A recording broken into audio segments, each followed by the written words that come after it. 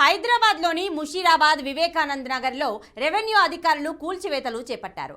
అక్రమంగా ఇళ్ల నిర్మాణాలు చేశారని కూల్చివేస్తున్నారు. భారీ పోలీస్ బందోబస్తు మధ్య కూల్చివేతలు ప్రారంభించారు.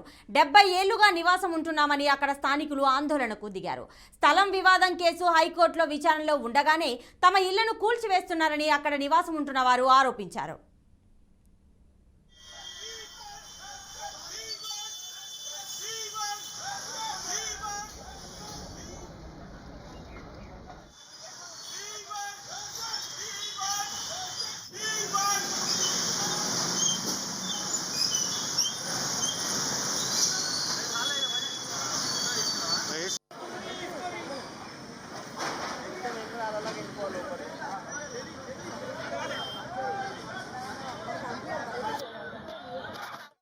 ఇక హైదరాబాద్ ముషీరాబాద్లో అక్రమంగా ఇళ్ల నిర్మాణాలు చేశారని రెవెన్యూ అధికారులు కూల్చివేస్తున్నారు. మరి దీనికి సంబంధించిన పూర్తి డీటెయిల్స్ మా ప్రతినిధి క్రాంతి అందిస్తారు. క్రాంతి, చెప్పండి. సో రెవెన్యూ అధికారులు ఇలా అక్రమంగా ఇళ్ల నిర్మాణాలు కూల్చివేస్తున్నారు. మరి అక్కడ నివాసం ఉంటున్న వాళ్ళు మాత్రం 72 ఏళ్ల నుంచి మేము ఇక్కడనే నివాసం ఉంటున్నాం అని చెప్పేసి ఆరోపిస్తున్నట్టుగా తెలుస్తోంది. డీటెయిల్స్ ఇవ్వండి. రైట్ ప్రతిభ, ప్రస్తుతం మనం చూడొచ్చు ఈరోజు హైదరాబాద్ ముషీరాబాద్లో మాత్రం కలకలం రేపుతున్నది.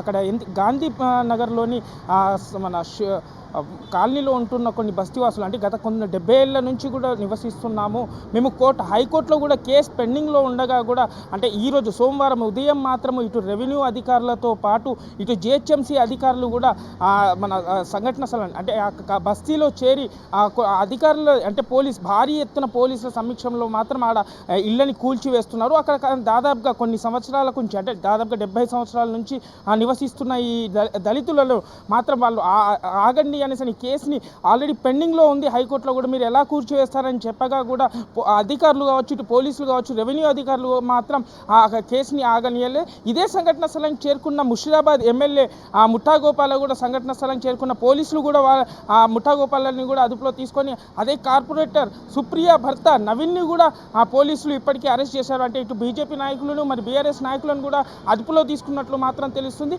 ఇదే బస్తీలి వాసులు మాత్రం దీన్ని ఆపేయాలి అంటూ మరికొంతమంది అయితే నినాదాలతో వీ వాంట్ జస్టిస్ అనే నినాదాలతో, మరికొంతమంది పెట్రోల్ పోసుకొని కూడా ఇది ఆపాలే లేదంటే మేము చనిపోతామని కూడా కొంత అక్కడ ఉత్కంఠగానైతే మారింది అనేసి చెప్పుకోవచ్చు. ప్రతిభ, క్రాంతి, మరి అక్రమంగా జరిగిన ఇళ్ల నిర్మాణాలను ఇప్పుడు రెవెన్యూ అధికారులు కూల్చేస్తున్నారు.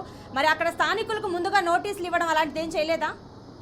రైట్, ప్రస్తుతం గతంలోనే ఇళ్లకు నోటీసులు జారీ చేయగా కూడా ఈ బస్తీవాసులు మాత్రం హైకోర్టుని ఆశ్రయించారు. హైకోర్టులో కేసు నడుస్తుండగా కూడా హైకోర్టు కేసు ఆర్డర్ని కూడా వీళ్ళు లెక్క చేయకుండా మాత్రం ఇటు రెవెన్యూ అధికారులు మరియు జిహెచ్ఎంసీ అధికారులు కూడా ఈరోజు సోమవారం సడన్గా ఆ బస్తీవాసులకు చేరుకొని అక్కడ కూల్చివేయడం అయితే ప్రారంభించినట్లు తెలుస్తుంది. Pratibha. Right Kranti, thanks for the details.